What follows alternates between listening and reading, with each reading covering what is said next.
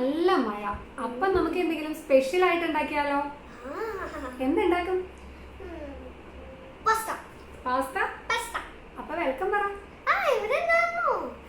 Hello everybody, welcome to മറിമണി YouTube channel. എൻ്റെ പേര് മറിയം, ഇതാണ് എൻ്റെ അമ്മ. അപ്പൊ നമ്മൾ ഇന്ന് ഉണ്ടാക്കാൻ പോകുന്നത് chicken pasta in Alfredo sauce ആണ്. പേര് കേട്ട് ആരും പേടിക്കണ്ട കേട്ടോ, വളരെ ഈസി ആയിട്ടുള്ള ഒരു റെസിപ്പിയാണ്. കുട്ടികൾക്കെല്ലാം ഭയങ്കര ഇഷ്ടപ്പെടും. കുട്ടികൾക്ക് മാത്രമല്ല, വലിയ ആൾക്കാർക്ക് ഉറപ്പായിട്ടും ഇഷ്ടപ്പെടും.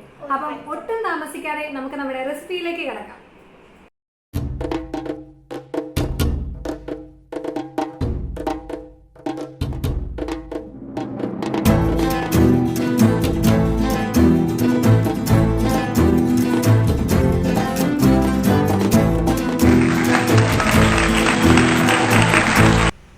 അപ്പം നമ്മൾ ആദ്യം നമുക്ക് ഉണ്ടാക്കാനുള്ള പാത്രം അടുപ്പത്തേക്ക് വെക്കുക. ഞാൻ ഒരു സ്പൂൺ സൺഫ്ലവർ ഓയിലാണ് ഒഴിച്ച് കൊടുത്തിരിക്കുന്നത്. എന്നിട്ട് ഞാനൊരു ക്യൂബ് ഓഫ് ബട്ടർ ഇട്ട് കൊടുത്തു. അപ്പോൾ സൺഫ്ലവർ ഓയിൽ ഞാൻ ആദ്യം ഒഴിച്ചത് എന്താണെന്ന് പറഞ്ഞാൽ, പെട്ടെന്ന് ചൂടുള്ള ചട്ടിയിലേക്ക് ഇടുമ്പം നമ്മുടെ ബട്ടർ കരിഞ്ഞു പോകാതിരിക്കാൻ വേണ്ടിയിട്ടാണ്. ഇനി ഞാൻ കുറച്ച് വെളുത്തുള്ളി, അതായത് ഒരു 3 സ്പൂൺ വെളുത്തുള്ളി ചെറുതായിട്ട് അരിഞ്ഞത് ചേർത്ത് കൊടുത്തു. ഈ ബട്ടറിൽ വെളുത്തുള്ളി സോട്ടാകുമ്പോഴുള്ള മണം ഉണ്ടല്ലോ, എല്ലാവർക്കും അറിയാമായിരിക്കും അല്ലേ? അത് ഒരു പ്രത്യേക മണം തന്നെയാണ് കേട്ടോ. നമുക്ക് നല്ല ഒരു ഗാർലിക് ബ്രെഡിൻ്റെയൊക്കെ ഒരു മണമൊക്കെ ഉണ്ടല്ലോ, ഗാർലിക് ബ്രെഡിൻ്റെയൊക്കെ. അപ്പം അത് നല്ല രസമുള്ളൊരു മണമാണ്. അപ്പോൾ അതിങ്ങനെ നന്നായിട്ടൊന്ന് മൂത്ത് വരണം, കരിഞ്ഞു പോകാതിരിക്കാനായിട്ട് ശ്രദ്ധിക്കണം. ഇനി ഞാൻ ചേർത്ത് കൊടുത്തിരിക്കുന്നത് ഒരു 2.5 ടേബിൾ സ്പൂൺ മൈദയാണ്. ഈ മൈദ നമ്മുടെ ഈ ബട്ടറിൽ കിടന്ന് നന്നായിട്ട് അത് മൂത്ത് വരണം. അത് മൂത്ത് വരുന്നു എന്നറിയാൻ വേണ്ടിയിട്ട് നന്നായിട്ട് കുറച്ച് കഴിയുമ്പോൾ അത് ബബിൾ ചെയ്ത് തുടങ്ങും.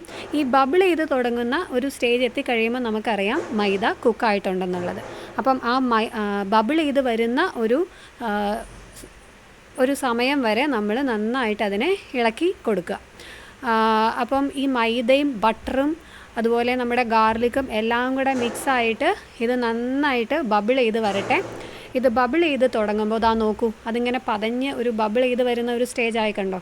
അപ്പം ഈ ബബിൾ ചെയ്ത് തുടങ്ങുമ്പോഴാണ് നമുക്ക് നമ്മുടെ അടുത്ത ഇൻഗ്രീഡിയൻറ്റിനെ ആഡ് ചെയ്യുന്നത്. നമ്മുടെ അടുത്ത ഇൻഗ്രീഡിയൻറ്റ് നമ്മുടെ പാലാണ്, നല്ല പശുവിൻ്റെ പാൽ.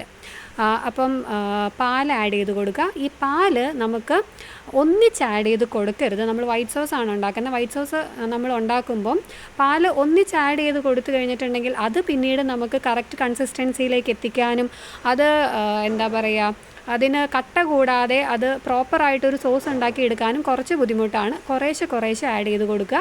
അപ്പം പാൽ ഞാൻ കുറച്ച് ആഡ് ചെയ്ത് കൊടുത്തു. എന്നിട്ട് അതിൻ്റെ കട്ടയൊന്നും ഇല്ലാതെ നന്നായിട്ട് മിക്സ് ചെയ്ത് അതൊന്ന് തിക്കായിട്ട് വരണം. ഈ തിക്കായിട്ട് വരുന്ന സ്റ്റേജിൽ നമ്മൾ വീണ്ടും കുറച്ചുകൂടെ മിൽക്ക് ആഡ് ചെയ്ത് കൊടുക്കുക. ഇങ്ങനെ ഘട്ടം ഘട്ടമായിട്ട് 2-3 പ്രാവശ്യമായിട്ടാണ് നമുക്ക് വേണ്ട സോസ് ഞാൻ തയ്യാറാക്കി എടുക്കുന്നത്. അപ്പോൾ കണ്ടോ, വീണ്ടും ഞാൻ പാൽ ആഡ് ചെയ്ത് കൊടുത്തു. അപ്പോൾ വീണ്ടും എന്ത് പറ്റും, വീണ്ടും ആ ഒരു തിക്ക് മിക്സ് കട്ട പിടിക്കാനായിട്ട് ചാൻസ് ഉണ്ട്. അപ്പം നന്നായിട്ട് ഇളക്കി കൊടുക്കുക. കട്ടയൊന്നുമില്ലാതെ സ്റ്റേജ് ബൈ സ്റ്റേജ് ഞാൻ ഇളക്കി യോജിപ്പിച്ച് കൊടുത്ത് അങ്ങനെ അവസാനം നമുക്ക് കറക്റ്റ് ഒരു കൺസിസ്റ്റൻസിയിലേക്ക് എത്തണം. നമുക്ക് ആവശ്യമായിട്ടുള്ള പാലെല്ലാം ആഡ് ചെയ്ത് കൊടുത്ത് അതിൻ്റെ ഒരു കറക്റ്റ് കൺസിസ്റ്റൻസിയിലേക്ക് നമ്മൾ എത്തണം. അപ്പോൾ ലാസ്റ്റ് പാൽ ആഡ് ചെയ്ത് കൊടുത്തതിന് ശേഷം ഞാൻ 1 സ്പൂൺ പഞ്ചസാരയും ആവശ്യത്തിന് പാകത്തിന് ഉപ്പ്, അതായത് ഉപ്പ് ഒരുപാടൊന്നും വേണ്ട, പാകത്തിന് ഉപ്പ് നോക്കിയിട്ട് വേണം ആഡ് ചെയ്യാനായിട്ട്. അപ്പോൾ പാകത്തിന് ഉപ്പ്, എന്നിട്ട് വീണ്ടും ഇളക്കി അതിൻ്റെ ഒരു കറക്റ്റ് പരുവത്തിലേക്ക് ആക്കി കൊടുക്കുക. നമുക്ക് വൈറ്റ് സോസ് നമുക്ക് എന്തോരം പാസ്തയിൽ കിടക്കുമ്പോൾ ഉള്ള വൈറ്റ് സോസ് എന്തോരം കൺസിസ്റ്റൻസിയിൽ വേണമെന്ന് നമുക്കറിയാമല്ലോ. ആ ഒരു കൺസിസ്റ്റൻസിയിലേക്ക് എത്തിക്കുക. അതിനുശേഷം ഞാനിവിടെ ഗ്രേറ്റ് ചെയ്ത് കൊടുത്തിരിക്കുന്നത് നമ്മുടെ ജാതിക്കയാണ്, നട്ട്മെഗ്. ജാതിക്ക ഞാനിങ്ങനെ ഗ്രേറ്റ് ചെയ്ത് അതിലേക്ക് ചേർത്തിരിക്കുകയാണ്. ഈ ആൽഫ്രെഡോ സോസിൽ ജാതിക്കയുടെ ഫ്ലേവർ നന്നായിട്ട് നിൽക്കണം. അപ്പം ജാതിക്ക ഇങ്ങനെ ഗ്രേറ്റ് ചെയ്ത് ആഡ് ചെയ്തിരിക്കുകയാണ്. ഇനി ഈ ജാതിക്കയുടെ ഫ്ലേവർ ഇഷ്ടമല്ലാത്തവർക്ക് ഇത് ചേർക്കണമെന്ന് നിർബന്ധമൊന്നുമില്ല. നമുക്ക് ഒറിഗാനോ അല്ലെങ്കിൽ ഇറ്റാലിയൻ സ്പൈസസ് ആയിട്ടുള്ള തൈമോ റോസ്മേരിയോ അങ്ങനെ ഇഷ്ടമുള്ളത് ആഡ് ചെയ്യാം. പിന്നീട് ഞാൻ കുറച്ച് പെപ്പർ പൗഡറും കൂടെ ആഡ് ചെയ്ത് കൊടുത്തിരിക്കുകയാണ്. അങ്ങനെ നമ്മുടെ സോസിൻ്റെ ഫൈനൽ സ്റ്റേജിലേക്ക് എത്തിക്കഴിഞ്ഞു. ഇനി ഇത് നന്നായിട്ട് ഇളക്കി യോജിപ്പിക്കുക. നന്നായിട്ട് നമ്മളിട്ട പെപ്പർ പൗഡറൊക്കെ സോസിലേക്ക് മിക്സ് ആവുന്നിടം വരെ നന്നായിട്ട് ഇളക്കി യോജിപ്പിക്കുക. ഈ വൈറ്റ് സോസ് ഉണ്ടാക്കാനായിട്ട് അത്ര ഈസിയാണ് കേട്ടോ. നമ്മൾ കടയിൽ മാത്രമല്ല നമുക്ക് വീട്ടിലും ഈസി ആയിട്ട് വൈറ്റ് സോസ് ഉണ്ടാക്കാം. ഇനി നമുക്ക് നമ്മുടെ പാസ്ത വേവിക്കാം. പാസ്ത വേവിക്കാനായിട്ട് നമുക്ക് ആവശ്യത്തിന് വെള്ളം വെക്കുക. അതായത് പാസ്ത മുങ്ങിക്കിടന്ന് വെൽ കുക്ക് ആവാനായിട്ടുള്ള വെള്ളം. ആ വെള്ളത്തിലേക്ക് നമ്മൾ ഉപ്പിട്ട് കൊടുക്കുക. ഞാൻ കല്ലുപ്പാണ് ഇട്ട് കൊടുക്കുന്നത്. നിങ്ങൾക്ക് പൊടിയുപ്പാണെങ്കിൽ പൊടിയുപ്പ് ചേർക്കാവുന്നതാണ്.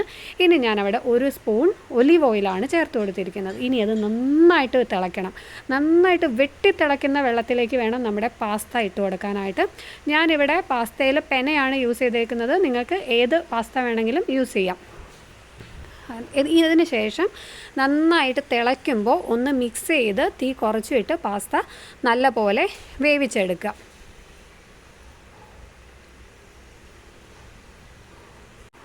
ഈ പാസ്തയുടെ വേവ് എന്ന് പറയുമ്പം ഇറ്റ് ഡിപ്പെൻസ്. ഓരോരുത്തർക്കും പാസ്ത എത്ര വേവണോ അതാണ്.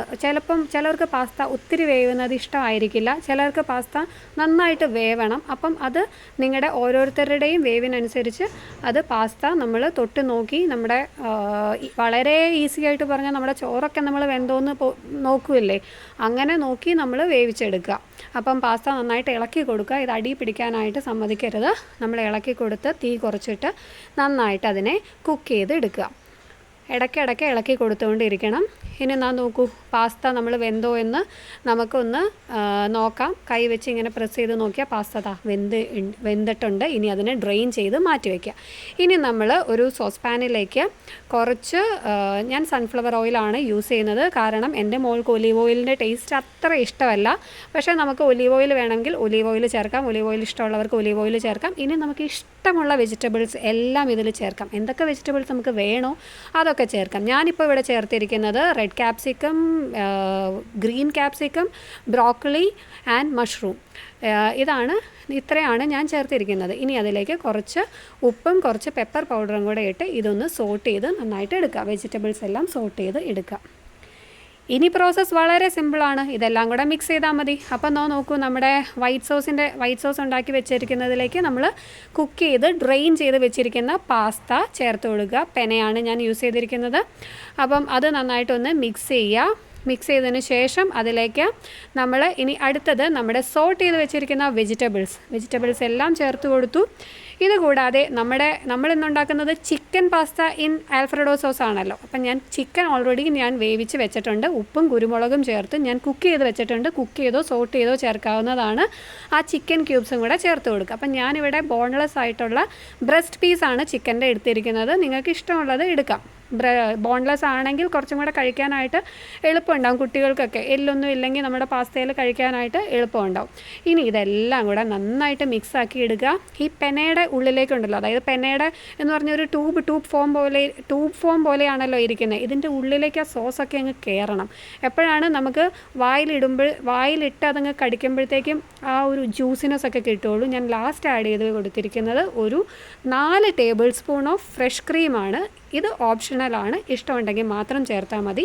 ഇതുപോലെ തന്നെ ഞാനിവിടെ ചേർക്കാത്ത ഒരു സാധനം കൂടെ പറയാം, ചീസ് വേണമെങ്കിൽ നിങ്ങൾക്ക് ഈ സ്റ്റേജിൽ, ഫൈനൽ സ്റ്റേജിൽ, അതായത് സെർവ് ചെയ്യുന്നതിന് തൊട്ട് മുമ്പുള്ള സ്റ്റേജിൽ ആഡ് ചെയ്ത് കൊടുക്കാവുന്നതാണ്.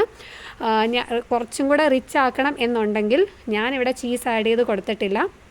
ഇനി ഇതെല്ലാം കൂടെ നന്നായിട്ട് മിക്സ് ചെയ്ത് തീർന്നു സംഭവം. ഇത്ര ഈസി ആയിരുന്നോ പാസ്ത ഉണ്ടാക്കാനായിട്ട്? നോക്കൂ, പ്ലേറ്റ് ചെയ്തു. അപ്പം അതിൻ്റെ മുകളിൽ ഞാൻ കുറച്ച് ഓർഗാനോയും കൂടെ ഇട്ട് കൊടുത്തിട്ടുണ്ട്. നിങ്ങൾക്ക് ഇഷ്ടമുള്ള ഇറ്റാലിയൻ സ്പൈസ് ഏതെങ്കിലും ഇട്ട് കൊടുക്കാം. വാവ്, നമ്മുടെ pasta ready. Thank you for watching this video. Do try it out. അപ്പം ഞാൻ പറഞ്ഞ ശരിയല്ലേ? സൂപ്പർ റെസിപ്പി അല്ലേ? Super easy recipe. അപ്പം ശരിക്കും പറഞ്ഞാൽ റെസ്റ്റോറൻറ്റിൽ പോയി കഴിക്കുന്നതിനേക്കാളും ടേസ്റ്റി ആയിട്ട് ഇതൊക്കെ നമുക്ക് വീട്ടിൽ തന്നെ ഉണ്ടാക്കാമെന്നേ.